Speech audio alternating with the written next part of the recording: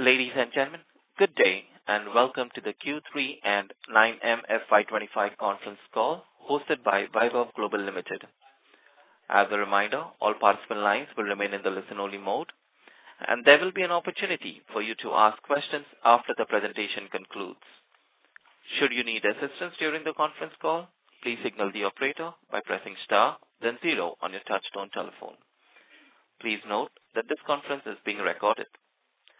I now hand over the conference to Ms. Nishita Bhatt from Adfactors PR. Thank you, and over to you. Good evening, everyone, and thank you for joining us on Vaibhav Global Limited's earnings conference call for the third quarter and 9 months ended 31st December 2024. Today, we have with us Mr. Sunil Agarwal, Managing Director, Mr. Nitin Panwar, Group CFO, and Mr. Prashant Saraswat, Head of Investor Relations. We will begin the call with the opening remarks by Mr. Sunil Agarwal on the business operations, key initiatives, and a broad outlook, followed by discussion on the financial performance by Mr. Nitin Panwar, after which the management will open the forum for the Q&A session. Before we get started, I would like to point out that some statements made or discussed on today's call may be forward-looking in nature and must be viewed in conjunction with the risks and uncertainties that we face. A detailed statement and explanation of these risks is included in the earnings presentation, which has been shared with you all earlier. The company does not undertake to update these forward-looking statements publicly. I would now like to invite Mr. Sunil Agarwal to make his opening remarks. Over to you, sir. Thank you, Nishita. Good evening, everyone, and thank you for joining our Q3 FY25 earnings call. I hope you would have reviewed the quarterly results and investor deck. Before diving into quarterly updates, I'm happy to share that our Germany operations have broken even at the EBITDA level. An ideal world, the new business that we have acquired has turned profitable in Q3 as expected. Now let me start on the quarterly updates. I am pleased to share that we achieved our highest ever quarterly sales of rupees 977 crores, showing a 10% YOY growth. Owing to a surge in demand of high-end jewelry, gross margin came in at 61.3%, which is 110 basis points lower YOY. EBITDA margin improved to 11.5% this quarter, which is 40 basis points higher than last year. Lower gross margins were offset by savings in shipping costs, operating leverage, Germany reaching break-even levels, and our ongoing cost optimization drive. Before I cover territory-wise performance, I would like to update on lab-grown diamonds. Owing to the consumer demand towards lab-grown diamonds, we have successfully scaled our offering, which contributes to 8.9% of quarterly sales versus 0.2% a year ago. We are leveraging our in-house sourcing, extensive jewelry design bank, and in-house jewelry manufacturing to stay ahead of our peers in this emerging segment. Now let me take you through our key retail markets. In the US, revenue grew by 3.6% YOY, boosted by strong festive season and improving consumer confidence.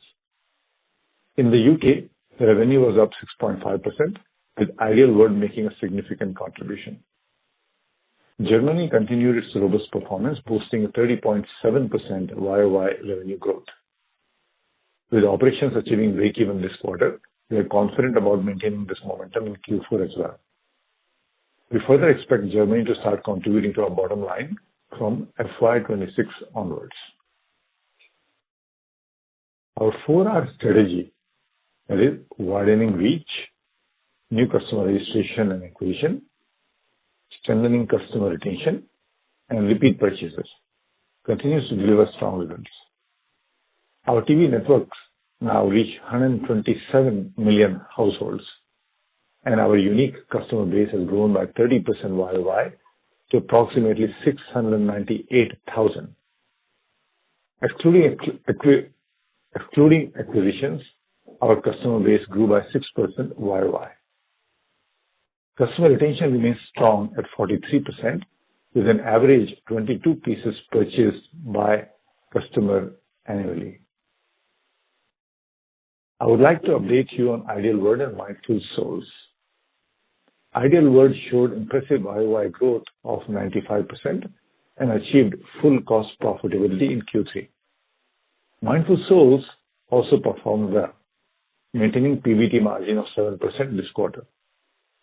With over 102,000 unique customers, we are getting visible benefits of leveraging VGL's supply chain and are regularly launching new products as well. At VGL, community giveback is our area of focus. We recently achieved milestones of serving 97 million meals to school children through our Your Purchase Feeds 1-for-1 meal initiative.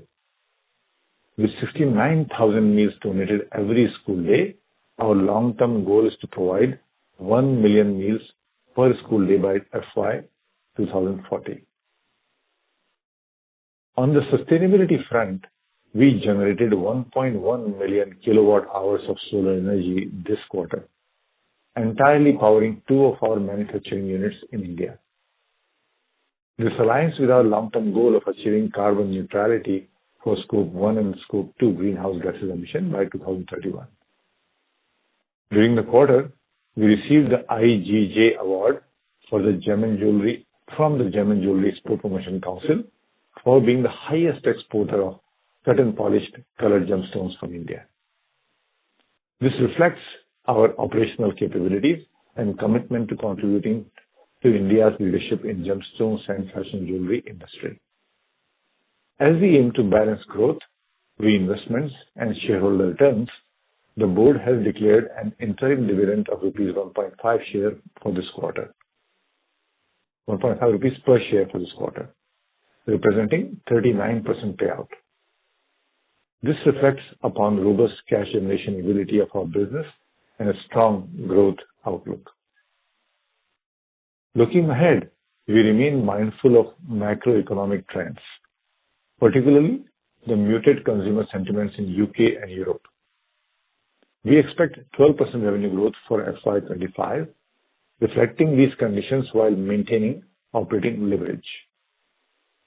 From FY26 onwards, we anticipate early teen revenue growth with a continued focus on operating efficiencies and leverage.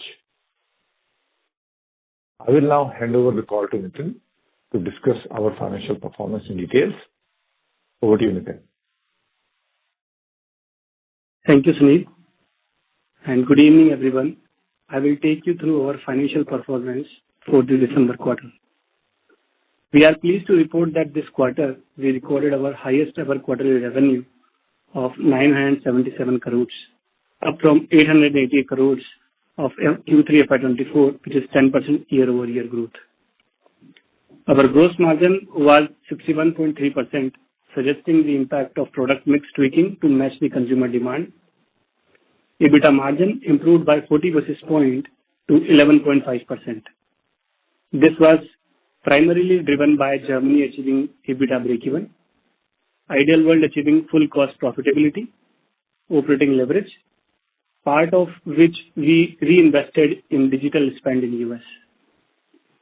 Profit after tax for the quarter stood at 64 crores, a 36% year-over-year growth, reflecting the degree of operational leverage of our unique business model. In terms of regional performance, US revenue grew by 3.6%, supported by a strong holiday season and improving macros. The UK posted a 6.5% revenue increase, driven largely by Ideal World. Germany recorded a strong 30.7% YY growth, with operations achieving break-even this quarter. As Sunil also mentioned earlier, that this progress strengthened our confidence in Germany's ability to contribute to the bottom line from FY26 onwards. For Q3, TV revenue reached rupees 547 crores, while digital revenue totaled 380 crores. TV revenue grew by 6% year-over-year, and digital revenue grew by 12% year-over-year. Digital sales is contributing 40% of total B2C revenue.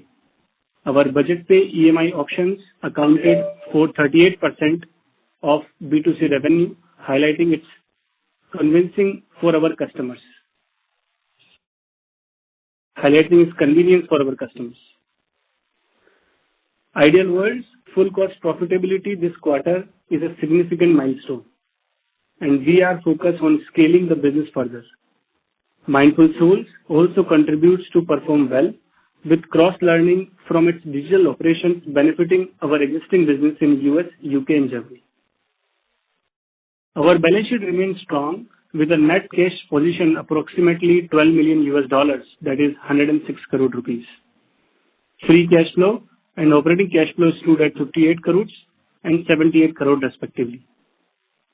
Quarterly cash flow generation was slightly impacted by our receivable due to increased inventory and prepayment to suppliers. Our ROC improved to 18% and ROE to 11%, reflecting steady progress. We are pleased to announce a third interim dividend of rupees 1.5 per equity share, representing 39% of quarterly and 63% of YTD payouts. As we look ahead, we remain cautious about broader market conditions, especially in UK and Europe. Factoring in these challenges for FY25, we now expect 12% revenue growth while maintaining operating leverage. From FY26 onwards, we aim for an early teen revenue growth along with operating leverage.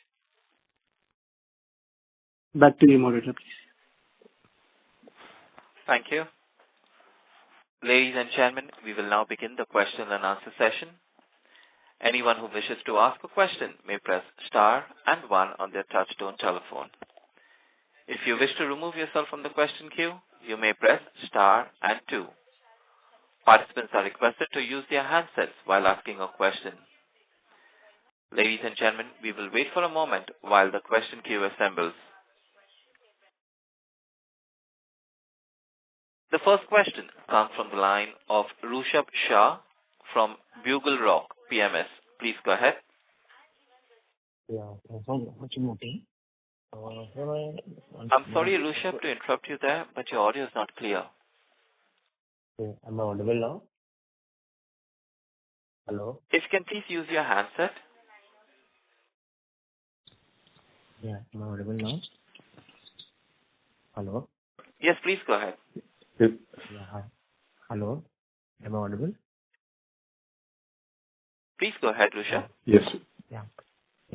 So in the last call, you mentioned that our current market share is 4% compared to the Curate and Shop HQ. And their market share has grown less than 2%, which is good for us. So, as we grow our revenue per household, which we are at $3 to $3.5, and the leaders are sitting at $60. So what steps are we taking to reach towards the leaders? I know the journey would be really long. How much time would it take the management, and does the management have that vision to reach nearer to $60? Yeah, Rishabh, thank you for the question. Good question. So we focus on our 4 R's, expanding our reach on television footprint as well as our e-com reach through social, Google, and affiliates. Then we expand additional registration to get more customers come in and register or join us. Then retention and repeat. So for these, we have action registers for each of these drivers of our business. Now, we also have guardrails in place. The gross margin is the guardrail, ROC is the guardrail, and the profit leverage is the guardrail. So with these guardrails, we function and invest into these 4 R's continuously.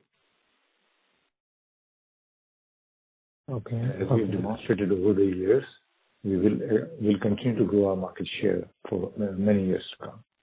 Because our business model is very, I would say, unique and very difficult to assail. So our moats are strong because being vertical from India and Asia, and very agile to the market. So we'll continue to see gaining the market share in these advanced economies of the world.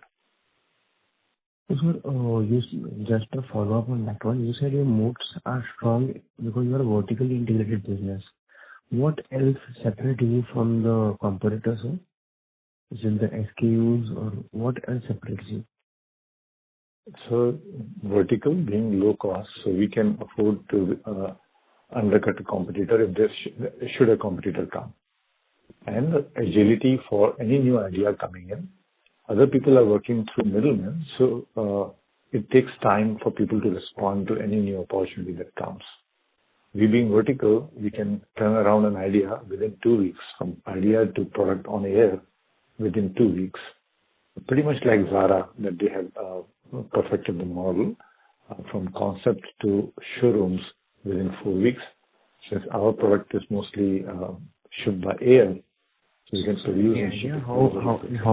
In how much time does the competition put a idea into a product? So like you say, you take 2 weeks. So they take much longer, months. I do not have exact number for each of the competitors, but they have multi-layers in between. So the concept has to travel and then has to be translated into the product and has to be up to sample, has to be approved. And then product has to be shipped. So much longer lead time. So I can tell you from my experience, we used to supply to QVCs or HSNs or other Walmarts of the world. So they used to give us 3 months lead time. So we took long time to make and then ship to them. And the concept used to be 6 months in advance. So it used to be much longer period when we were vendors to them. Okay, so my next question is, so in the budget pay, if a customer defaults on one product and he orders another product from our website, so how do you maintain a list of people who have defaulted? And do we offer a new product to him via budget pay? Hi, Rishabh. Nitin here. Let me take this question. So we assign the limit based on customer profile, customer payment pattern, and customer default or failure history. So as soon as a new customer comes, we don't assign a full limit to them. We give, for example, budget pay available over there. If customer default at a first place, then customer will no longer able to take budget pay, while they can check out via full payment through card. As soon as customer repay their debt, then customer will be eligible from the assigned limit, respectively based on our internal management system.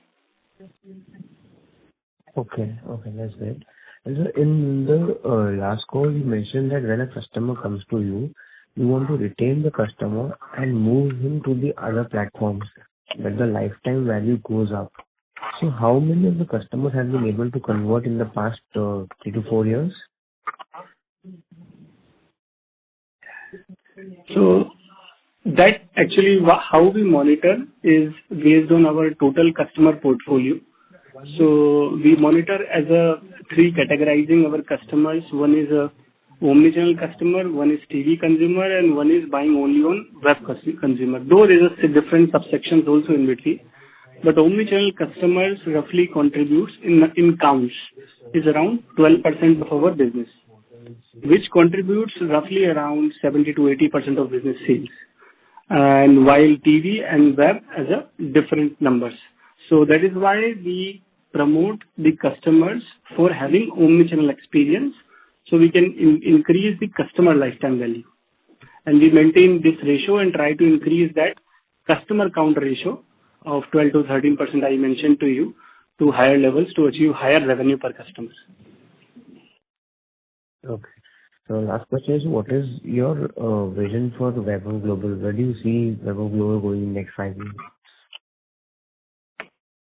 So our mission is to reach 1 million meals by FY 2040. And we evaluate ourselves against that goal. It is a stretch goal though, from currently 68,000 meals per school day to 1 million meals. And for that we have an internal tracker how we are doing against that. So that counts into number of pieces, revenue, and the continued profitability leverage in short to mid-term. Thank you so much. Thank you. Thank you. Thank you, Rishabh. Ladies and gentlemen, in lieu of time, we will restrict to 2 questions per participant, and you can rejoin the queue for further questions. We take the next question from the line of Anushka Chitnis from Aryan Capital. Please go ahead.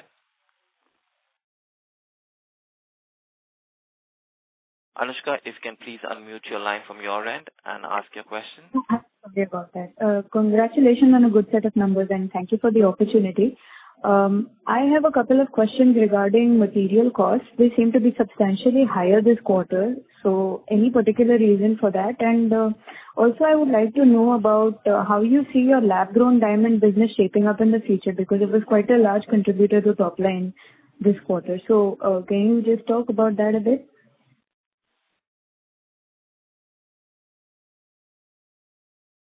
Yeah, let me talk about lab-grown diamonds first, and then Nitin will take the first question. So lab-grown diamond is a strong trend right now, promoted by most retailers, particularly Swarovski and Pandora. So these are large retailers, and they are trendsetters. And we believe that our value proposition in lab-grown diamond is pretty strong because of our direct costing, direct sourcing, and our in-house jewelry manufacturing and designing. So that's why it has taken a large portion of our sales. And for foreseeable future, I see this ratio to continue. It may go up a little bit. We don't know. We are very agile in addressing consumer demand. So we expect it to be double digit for about 10 to 12% for foreseeable future. And about your question of material cost. So our gross margins remains strong, what we earlier guiding over 60%, though the margin is lower than the last year because of the mix in product portfolio and the higher number of clearance days that we have done in this quarter. And we expect that our gross margin will remain continue to above 60% in upcoming quarters and years. Okay, thank you. I'll get back in the queue. Thank you. The next question comes from the line of Aditya Singh from Robo Capital. Please go ahead. Hi, thank you for the opportunity. Sir, I'd like to understand more on the TV revenue and the volume growth because it is kind of flattish. So is there some kind of risk that we need to know in the TV segment?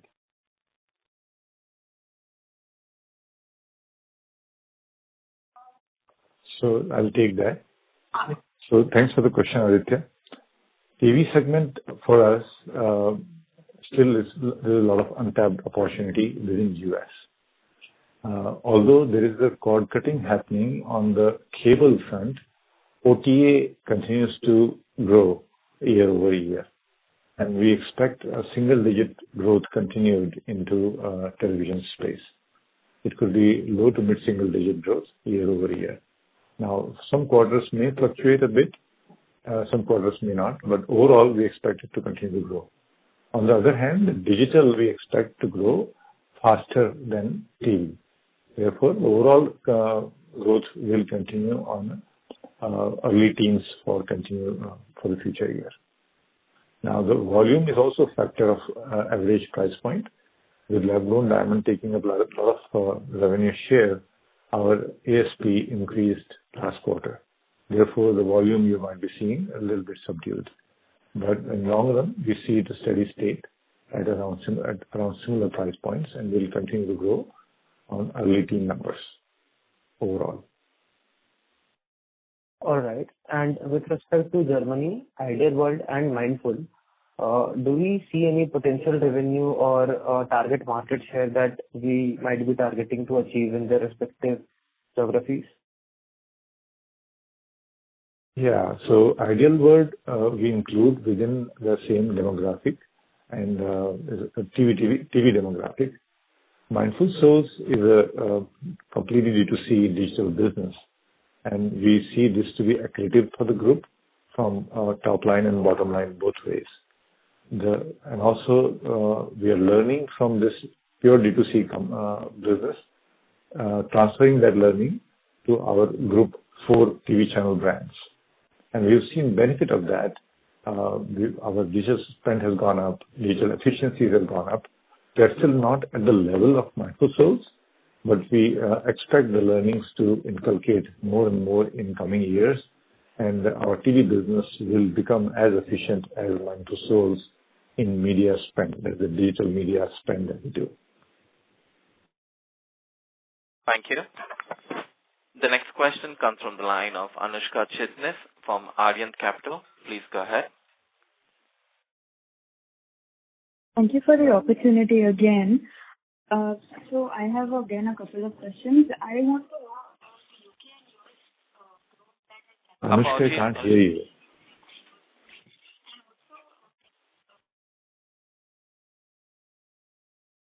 Anushka, are you there?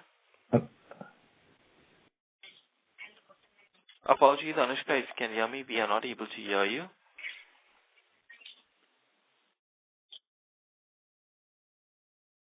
Since there is no response, we move on to our next question, which is from the line of Shubham Biswal from Conversions Capital. Please go ahead.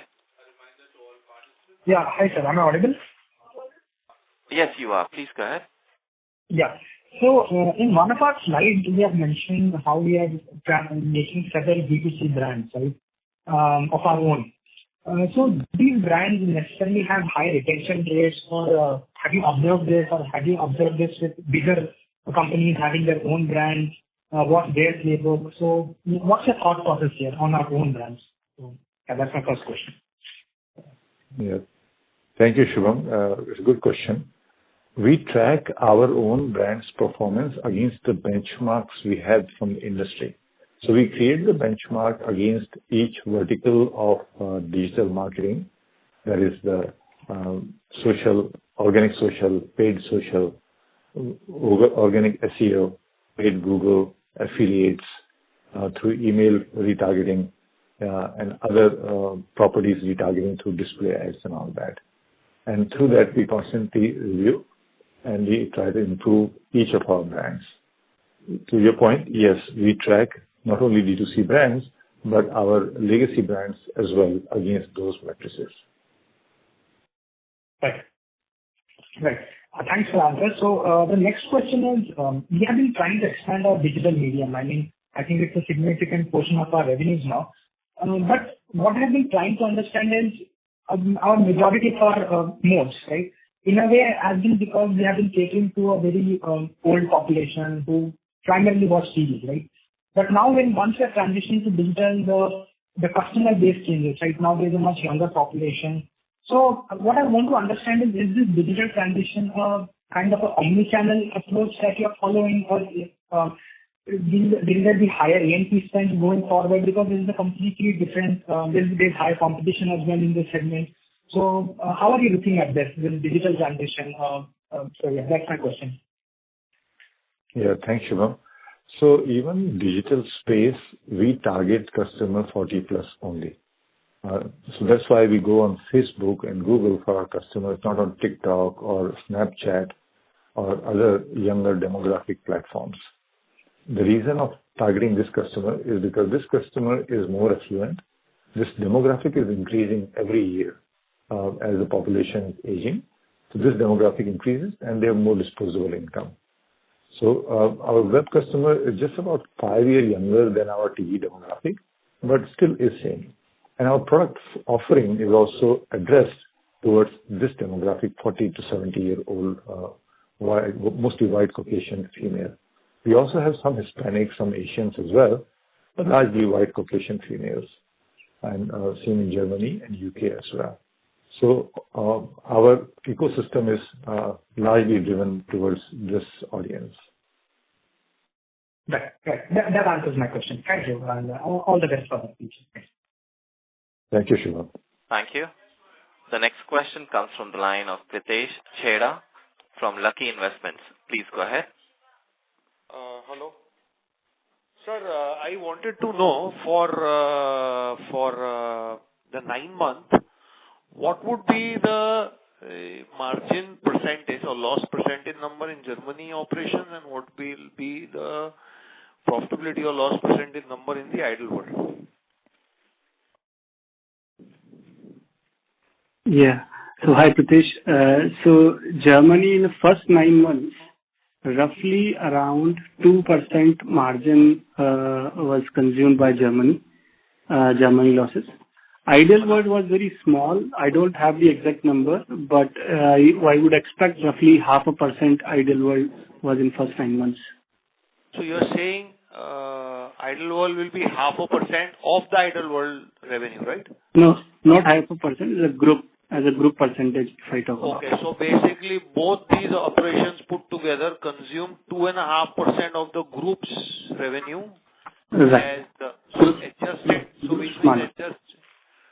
Adjusted for that, if your 9-month, whatever was your 9-month margin, we have to add 2.5% to it. Right. Yeah. Okay. Thank you very much. Thank you. We take the next question from the line of Anushka Chitnis from Aryan Capital. Please go ahead. Thank you for the opportunity. I have a couple of questions. I would like to know about your US and UK growth, ex the Ideal World and Mindful Souls acquisitions. And the second question is, how do you see your medium-term margin outlook shaping up, and how will the German business be contributing towards the margins and the bottom line in going ahead in, say, the next 3 to 5 years? Yes, so this is Sunil. I'll take the second part, and first part then Nitin will answer. So we expect the US economy is relatively better. So we expect US to continue to give us a growth of high single digit in the coming quarters and coming years. And TJC and in UK, TJC and Ideal World are sort of combined operation. They are combined legal entity, and they have a lot of common staff, and the operations are also quite common. So we prefer to give the guidance together with UK. And so together, the UK will give us low double-digit revenue growth in coming quarters and years. Now, did you ask, does it answer your question, or you had other question to it? I wanted to know about the two businesses. Yes.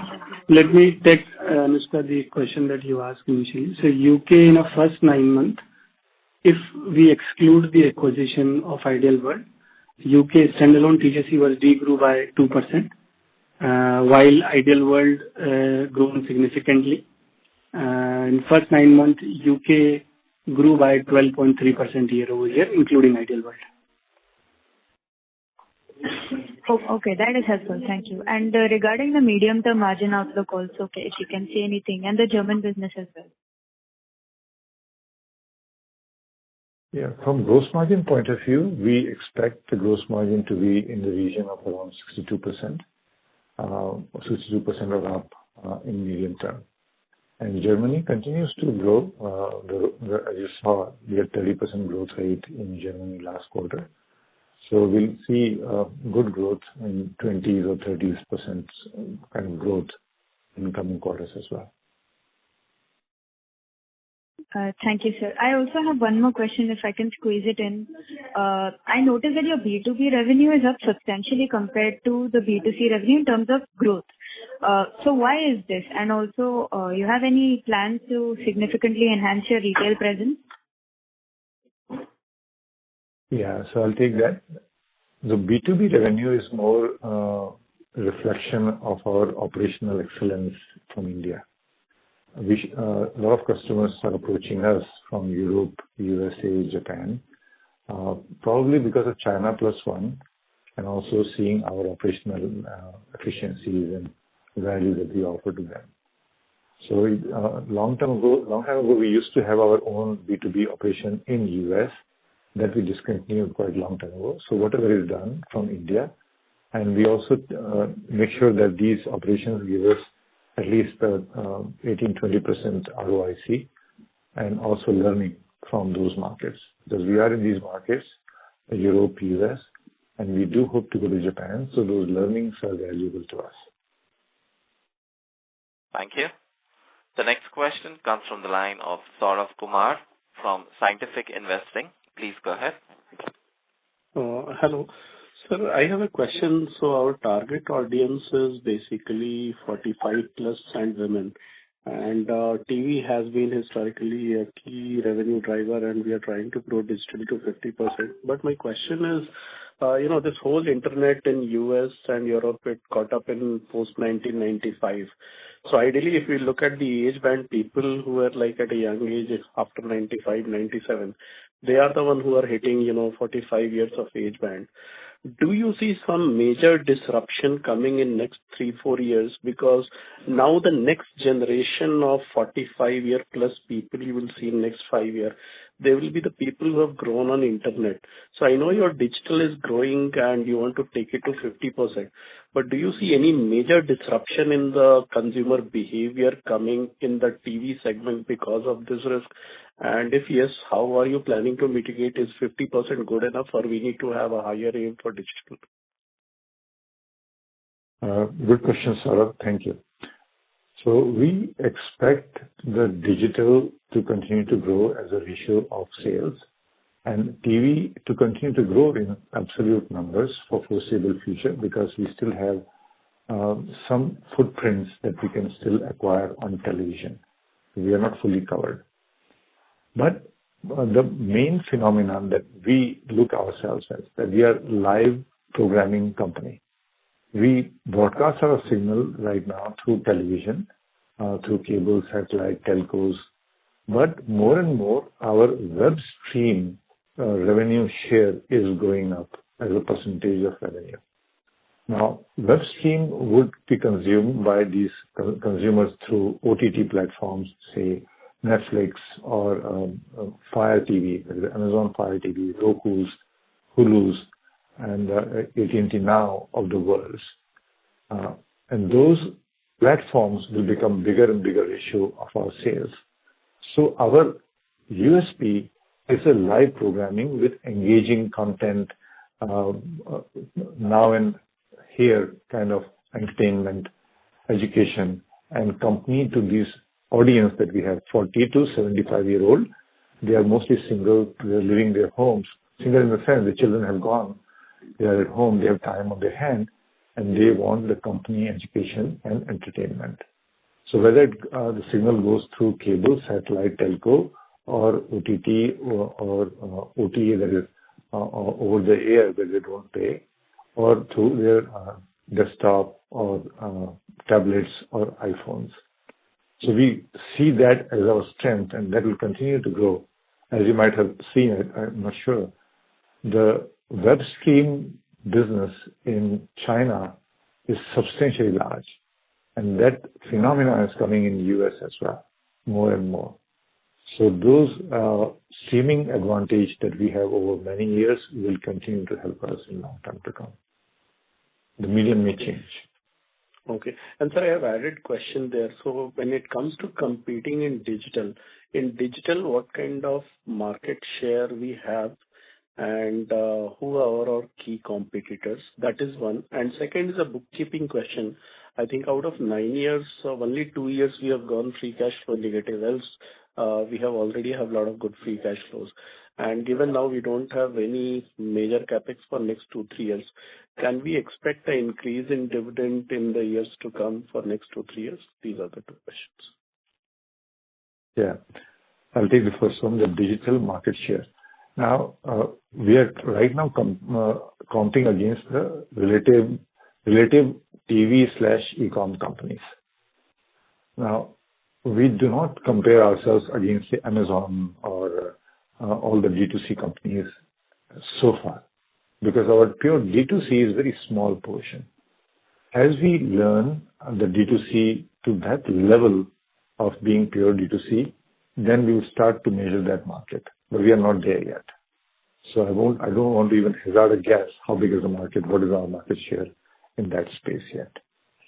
But we are confident that we are learning rapidly and getting more and more efficiencies in our digital spend and getting those customers and hopefully transitioning those customers to live stream that goes through web or OTT, and thus increasing the lifetime value of that customer that other D2C players cannot because they don't have that experience.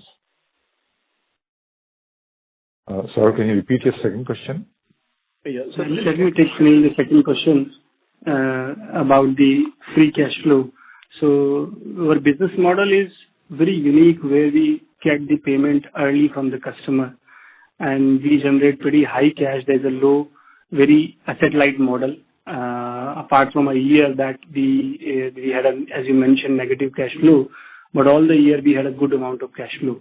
We reward that through dividend payments, and we constantly look for our future opportunities to get more market share via digital or TV mediums. But if you don't find a suitable opportunity which gives 20% or above ROIC, then definitely we may think of rewarding to shareholders. Thank you. The next question comes from the line of Gaurav Nigam from Tunga Investments. Please go ahead. Yeah, thank you for taking my question. My first question was on Mindful Souls, and Sunil, I just wanted to get your view. Since the acquisition, in your view, how has the business performed? What has worked favorably and what has not? And a related question which I wanted to just ascertain whether I'm looking at the right numbers. In Mindful Souls, I think in last quarter, the TTM PBT margin disclosed was 10%, which is right now 7% in the presentation. Is this number right? And the growth numbers are also looking almost similar. So just wanted to check if the numbers are printed correctly and if you can help understand on Mindful Souls, what's your view, what has worked and what has not. Sure, Gaurav. Yeah, let me take the first part within here. So for the Mindful Souls, the last some months we moved our warehouse facility to our own in-house, and also supply chain started using from our own in-house Vaibhav Global rather using from third-party China. So that required air shipments that resulted in lower gross margins, what we initially had with the Mindful Souls. But now, as the leveraging of the supply chain is be fully completed from February onwards, that will convert it in a higher gross margins. So numbers you are looking is right, as a current PBT margin 7%, but with the leveraging full supply chain from India after having a sea shipments started that will come from this quarter onwards, we will see the higher gross margins. And Sunil, you can take the other part here. Yeah. So other part about the revenue growth, we transitioned the business to us. In that process, we are also learning and implementing new strategies. For example, when Mindful Souls was doing its own business, it was separate. It was not our company. They were only focused on subscription. And now we started adding single item sales as well. The hope is to get the single item customer to move into subscription. And to acquire a single item customer is much lower cost and easier than a subscription customer.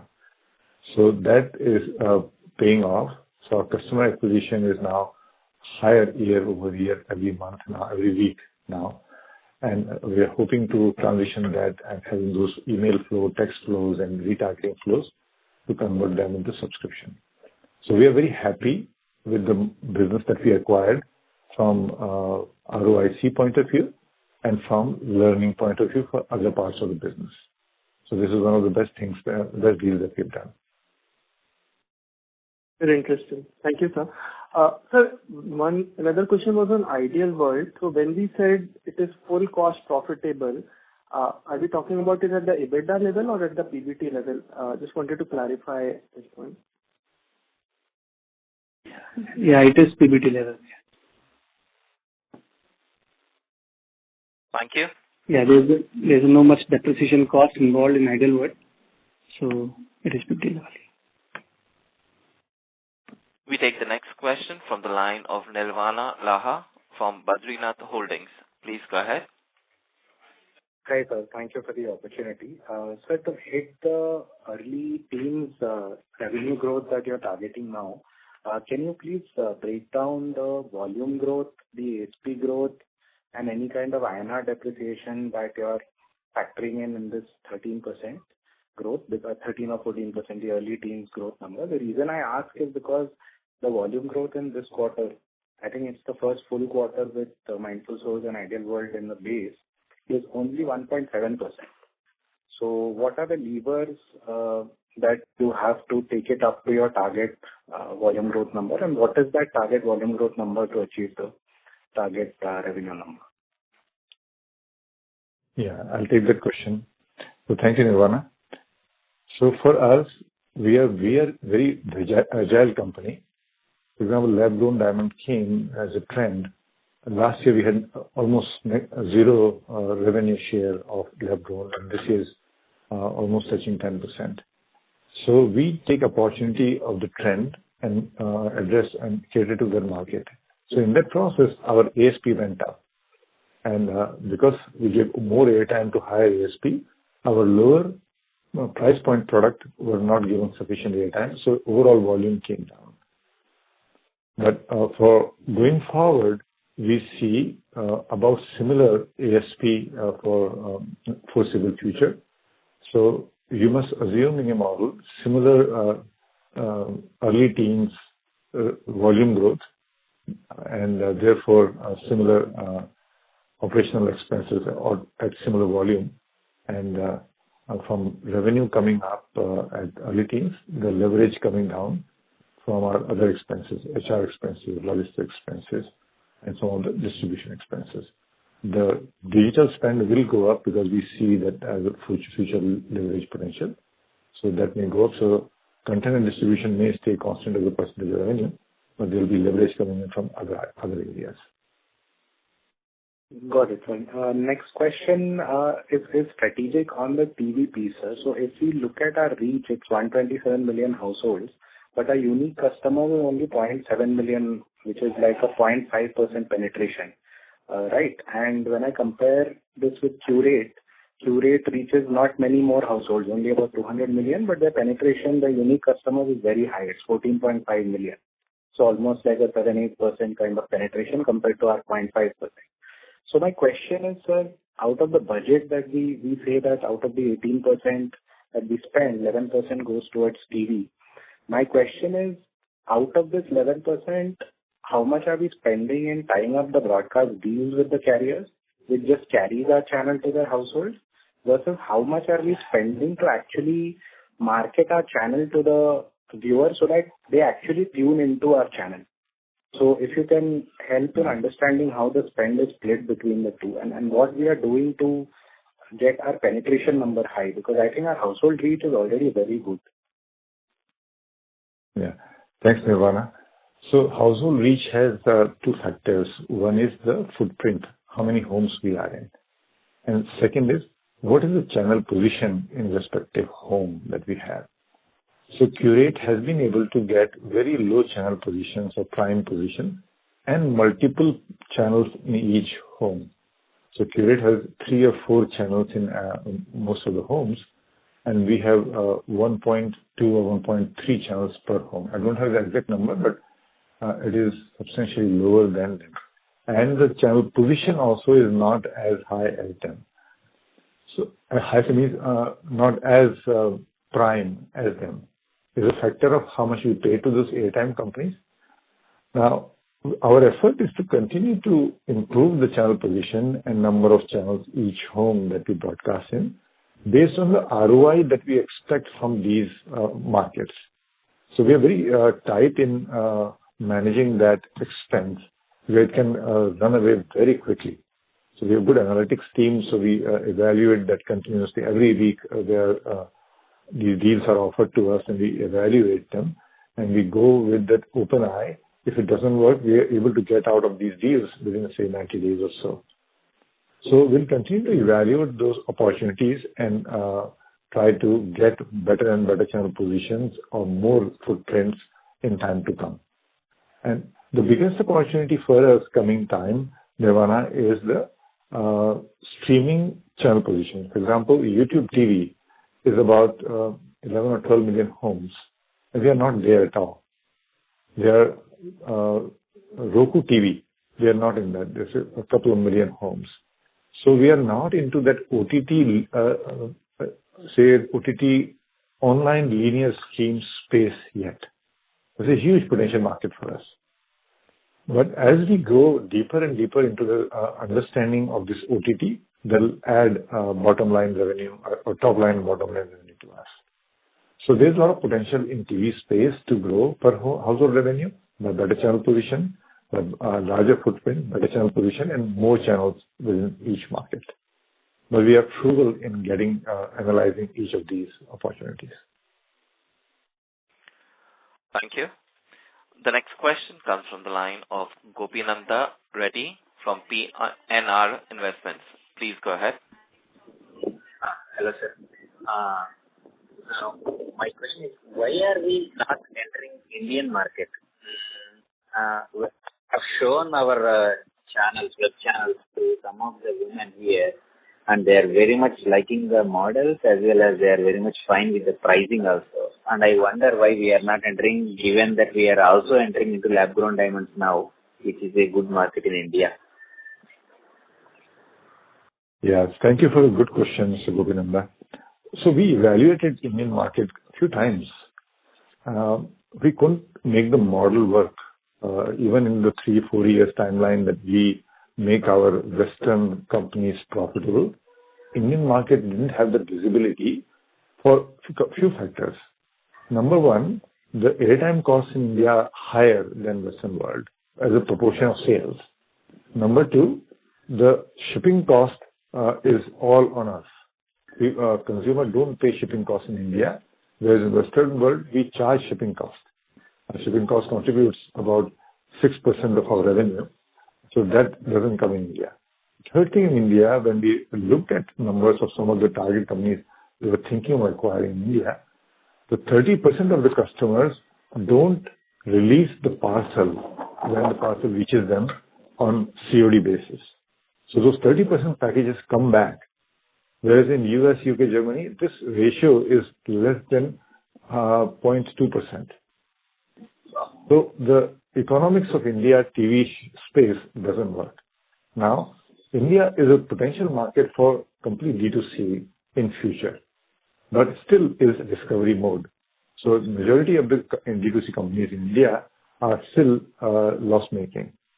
So we will come into India market down the road, but we believe that it is still in discovery mode and doesn't fit well for our business model.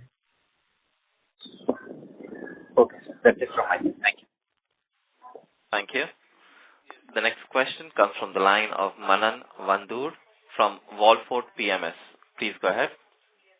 Yes, thank you so much for the opportunity. So, one of the participants had asked about excluding Germany, like how much cost Germany took, and so that number you said 2.5%. So that 2.5% I add in the PAT or in the EBITDA? Yeah, it's a margin, Manan.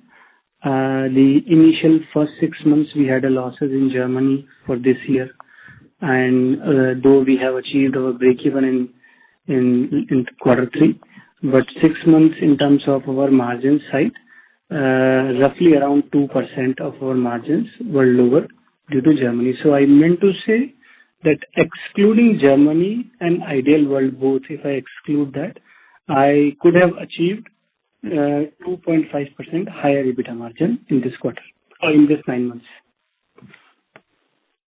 Okay, so you are saying that at the EBITDA level, if we exclude the losses of Germany and Ideal World both on the EBITDA level, then we would have had 2.5% more. Right. Yeah, right. Okay, understood. And so second question is that could you please tell us what were the Germany revenue, in INR for quarter 3 and for full 9 month 25 in INR? INR, I'm not sure, but we reported that number in one of the slides. I think 7.5 million euro in quarter three we have done, and 19.4 million euro in first 9 months we have done. Thank you. The next question comes from the line of Pradeep from RGI Private Limited. Please go ahead. Hello. Hello. Yes, Pradeep, please go ahead. Yeah. Thanks for giving me the opportunity.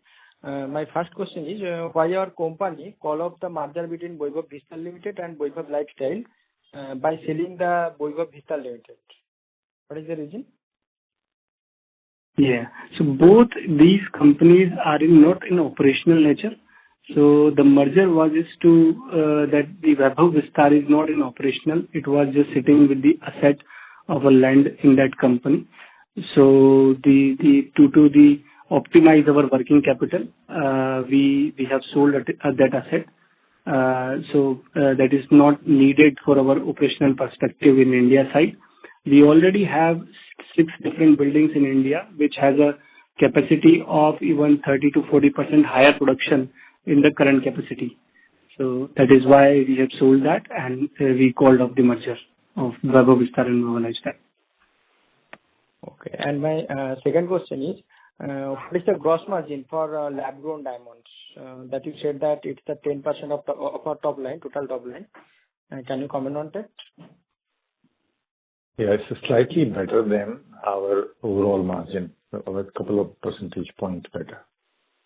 That means our actual gross margin now, this current quarter, is 61.5% approximately. That means higher than that. Yes, correct. Okay. Okay. Thank you. The next question comes from the line of Pratik Dedia, an investor. Please go ahead. Hello. Yes, Pratik, please go ahead with your question. Yeah, my questions have been answered. Thank you. Thank you. The next question comes from the line of Ketan Chheda, an investor. Please go ahead. Yeah, hi. Thank you for the opportunity and congratulations on good results. Sir, what I'd like to ask is, in terms of our digital platforms, of the various mediums like the digital, the websites, the mobile app, social, OTT, or the third-party marketplaces, which contributes higher amongst the digital options in terms of revenues?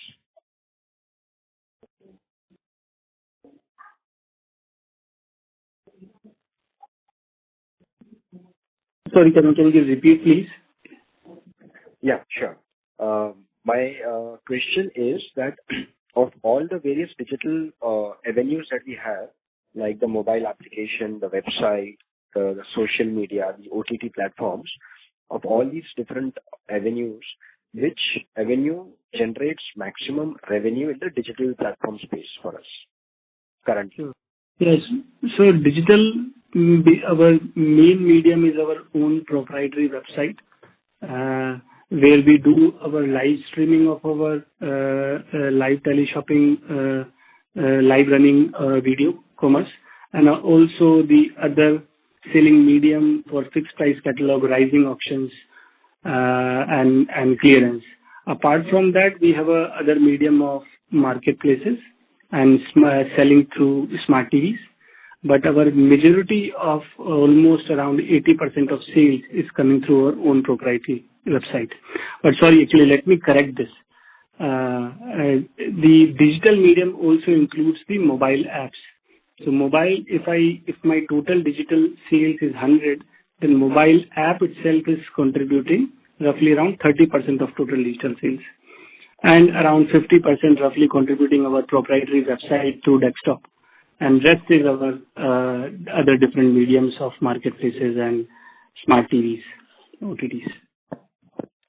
Yeah, thank you. That was very helpful. So again, related question. So in terms of the spends, if we were to, for the 9 months FY25, if we were to divide the spends between digital and TV, could you give a breakup, either in absolute numbers or in percentages, however? So in percentage terms, absolute, I don't have, but percentage terms is the cost is roughly around 18%, our content broadcasting. And out of this 18%, 11% is our TV-related broadcasting cost, and 7% is our related to digital medium cost, which is primarily in Meta and Google. Okay, so does it mean that we are spending less on the digital right now, even though our the growth rate of digital revenue is increasing and the share of revenue also is increasing digital? Yeah. So digital, we have a good amount of sales coming through live shopping medium. That is also part of the broadcasting. Some of the customers who watch our show in live streaming platform on our website, they also watching from television.